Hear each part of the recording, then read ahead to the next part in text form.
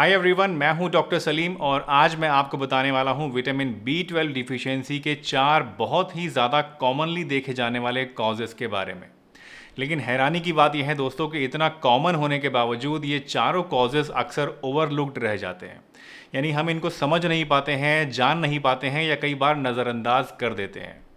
तो अगर आप फिट हैं, हेल्दी हैं, आप खाते पीते भी अच्छा हैं, लेकिन उसके बावजूद आपके अंदर विटामिन B12 की डिफिशियंसी है, तो ये कॉजेज़ आपके अंदर भी हो सकते हैं। इनको जानना और समझना आपके लिए बहुत ही ज़्यादा ज़रूरी है। तो चलिए बिना किसी देरी के इस वीडियो को शुरू करते हैं और जानते हैं इन चारों कॉजेज़ के बारे में पूरी डिटेल से।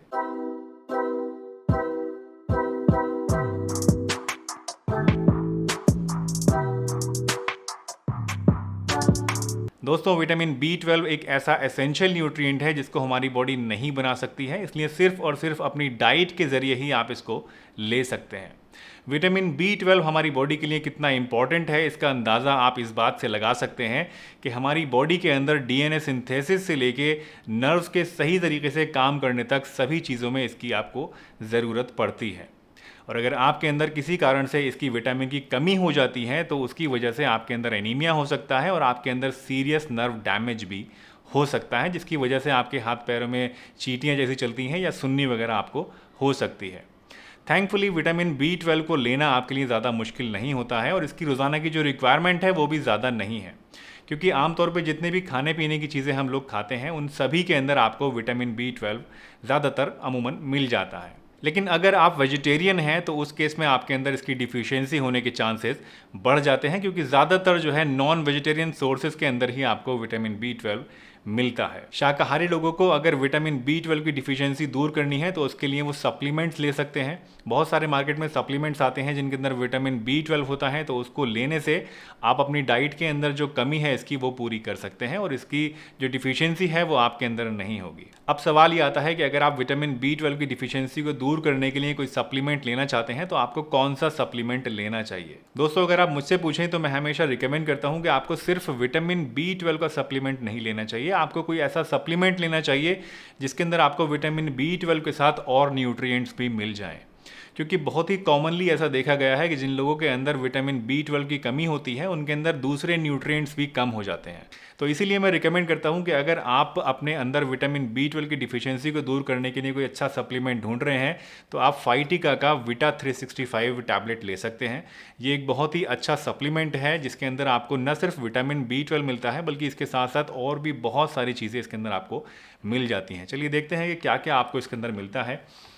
इस प्रोडक्ट के अंदर दोस्तों आपको मिलता है vitamin A, vitamin B1, vitamin B2, B3, B5, B6, B12, vitamin C, vitamin D3, vitamin E, folic acid, biotin, iron, calcium, magnesium, manganese, zinc, करीब करीब सभी चीज़ें आपको इस प्रोडक्ट के अंदर मिल जाती हैं। तो एक कंप्लीट पैकेज आपके लिए बन जाता है जो कि आपके अंदर इस तरह की सभी न्यूट्रिशनल डिफिशियंसीज को दूर कर देगा। इसके साथ साथ एक और यूएसपी जो इस प्रोडक्ट की है जिसके कारण से मुझे ये बहुत ज़्यादा पसंद है वो ये कि इसके अंदर आपको अश्वगंधा भी मिलता है और इसके साथ साथ आपको इसके अंदर जिनसिंग भी मिलता है। और ये दोनों ही चीज़ें आपकी बॉडी के अंदर एनर्जी, स्टैमिना और इम्यूनिटी को एनहांस करने के लिए बहुत ही ज़्यादा बढ़िया होती हैं। तो आप कह सकते हैं कि एक पूरा कंप्लीट पैकेज है, एक ऐसा बढ़िया सप्लीमेंट है जो कि कोई भी इंसान ले सकता है, क्योंकि ये एक डाइटरी सप्लीमेंट है तो ऐसा जिसका कोई साइड इफेक्ट भी नहीं है। इसको इस्तेमाल करना भी बहुत ज़्यादा आसान है। आपको सिर्फ दिन में 1 से 2 टैबलेट्स इसकी लेनी होती हैं खाना खाने के बाद। प्रोडक्ट को अगर आप परचेस करना चाहते हैं तो परचेस करने के सभी लिंक्स आपको नीचे डिस्क्रिप्शन बॉक्स में और पिन कमेंट में मिल जाएंगे, तो वहाँ से डायरेक्टली आप इसको ऑर्डर कर सकते हैं। आपके अंदर विटामिन B12 डिफिशियंसी होने का सबसे पहला और सबसे बड़ा कारण जो अक्सर लोगों में देखा जाता है वो है आपके पेट के अंदर एसिड का कम बनना। अब आप सोच रहे होंगे कि गैस्ट्रिक एसिड का विटामिन B12 से क्या ताल्लुक है, क्या लेना देना है। बहुत बड़ा ताल्लुक है दोस्तों, क्योंकि हमारा जो पेट होता है उसके अंदर ही आपका B12 एब्जॉर्ब होता है, उसी के अंदर ये हमारे खाने से एक्सट्रैक्ट किया जाता है। इसको एक्सट्रैक्ट करने के लिए खाने से और इसको एब्जॉर्ब करने के लिए आपके गैस्ट्रिक एसिड का स्ट्रॉन्ग होना बहुत ज़्यादा ज़रूरी है और प्रॉपर मात्रा में आपके पेट के अंदर एसिड का बनना भी बहुत ज़्यादा ज़रूरी होता है। अक्सर जब हमारी उम्र बढ़ती है तो उसके साथ साथ हमारे स्टमक का जो pH है वो बढ़ने लगता है। pH बढ़ने का मतलब है कि एसिडिटी कम होने लगती है, एसिड उतना स्ट्रॉन्ग नहीं रह पाता है जितना उसको होना चाहिए। तो इस कारण से आपके अंदर बढ़ती उम्र के साथ साथ विटामिन B12 को एब्जॉर्ब करने की जो शक्ति होती है वो कम होने लगती है, और इसी वजह से बढ़ती उम्र में हमारे अंदर अक्सर इसकी कमी देखी जाती है। इसके साथ साथ जो लोग ज़्यादा लंबे समय तक एंटासिड्स का इस्तेमाल करते हैं, ऐसी दवाइयों का इस्तेमाल करते हैं जो कि पेट के अंदर एसिड को ब्लॉक कर देती हैं, तो ऐसे लोगों के अंदर भी बहुत ही कॉमनली विटामिन B12 की डिफिशियंसी देखी जाती है।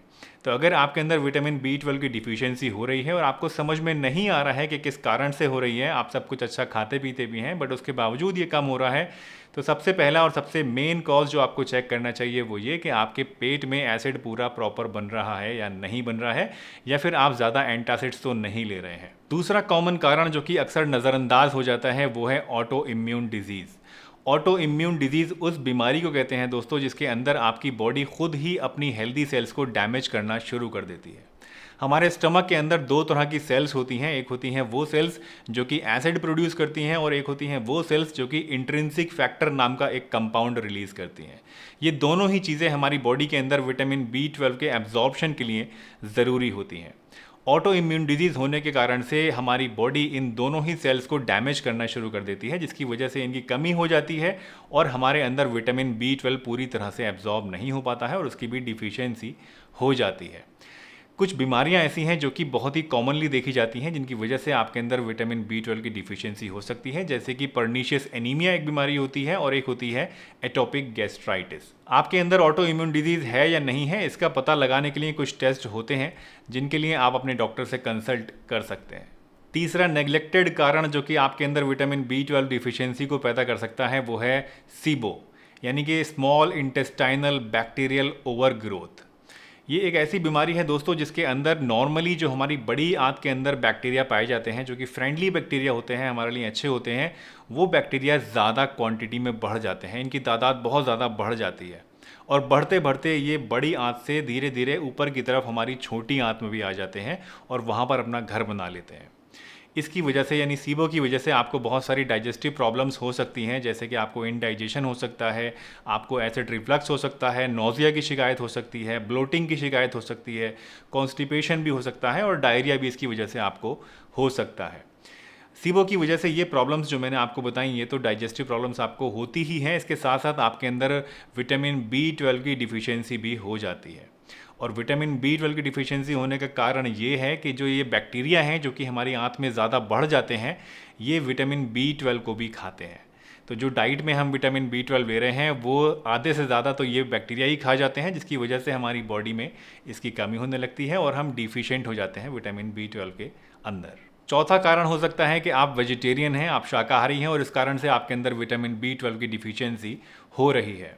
दोस्तों विटामिन B12 ज़्यादातर नॉन वेजिटेरियन आइटम्स के अंदर पाया जाता है, तो इस कारण से जो लोग शाकाहारी होते हैं उनके अंदर इसकी डिफिशियंसी हो जाती है। दोस्तों मुझे उम्मीद है आज की ये वीडियो आपको ज़रूर पसंद आई होगी और जो कॉजेज़ आज मैंने आपको इस वीडियो में बताए हैं विटामिन B12 की कमी को जानने के लिए वो आपको काफ़ी ज़्यादा हेल्प करेंगे इसको समझने के लिए कि आपके अंदर किस कारण से इस विटामिन की कमी हो रही है।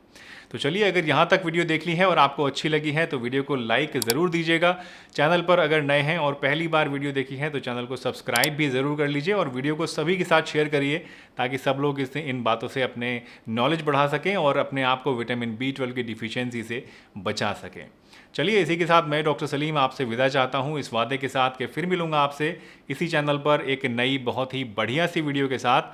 तब तक के लिए अपना बहुत ध्यान रखिए, हंसते रहिए, मुस्कुराते रहिए, रोज़ कुछ ना कुछ नया सीखते रहिए ताकि आप रह सकें हेल्दी हमेशा।